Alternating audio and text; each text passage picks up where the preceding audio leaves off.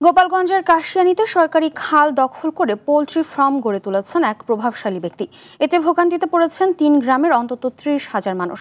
এলাকাবাসী বলছে, অভিযোগ করেও প্রশাসনের পক্ষ থেকে কোনো ব্যবস্থা নেওয়া হয়নি। তবে এ বিষয়ে প্রয়োজনীয় পদক্ষেপ নেওয়ার আশ্বাস উপজেলা নির্বাহী কর্মকর্তার। গোপালগঞ্জ থেকে আব্দুল্লাল মামুনের পাঠানো তথ্যচিত্রে বিস্তারিত জানাচ্ছেন আবরার মাহি। গোপালগঞ্জের কাশিয়ানীর রামদিয়া থেকে রাজপাট পর্যন্ত প্রায় কয়েক কিলোমিটার জুড়ে বয়ে গেছে রামদিয়া রাজপাট খাল। এ খালের পানি কৃষিকাজ, গৃহস্থালী কাজ ও দৈনন্দিন ব্যবহারের ওপর নির্ভরশীল পার্শ্ববর্তী ৩ গ্রামের অন্তত ৩০,০০০ মানুষ।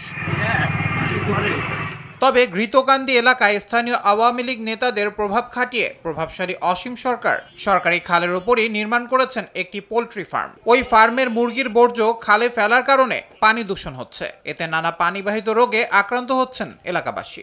এই পোল্ট্রি ঘরের জন্য আমরা এই খালের পানি নির্ভয়ে ব্যবহার করতে পারি না। কেউ কিছু বলতে গেলে পরে ভয় বলতে পারে না। জানানো হয়েছিল ঊর্ধ্বতন কর্মকর্তাকে, আওয়ামী লীগের প্রভাবের কারণে এর কোনো প্রতিকার করেননি। পোল্ট্রির যত বর্জ্য আছে সব এখানে ফেলায়। এই পানিগুলো সম্পূর্ণ আমাদের খালের ভিতরে বেরোলে এইখানে মনে করেন যে যত পোলাপান নামে সবার চুলকানি, একজনের চুলকানি বাদ যায় না। অনেকবার তাকে বলছি যে তোমরা এটা কন্ট্রোল করো, বেশি এটা গুরুত্ব দেয় না। এখন সরকারের কাছে আমাদের একটাই দাবি যে আমাদের এই পোল্ট্রি ফার্মটা ভেঙে দিক। এদিকে অভিযুক্ত অসীম সরকারকে পাওয়া না গেলেও তার ভাই বেথুরি ইউনিয়ন পরিষদ সদস্য অসিত সরকার কোনো মন্তব্য করতে রাজি হননি। খাল সরকারি করছে, খাল দখলমুক্ত এবং পানি দূষণ প্রতিরোধে প্রয়োজনীয় পদক্ষেপের কথা জানান এ কর্মকর্তা।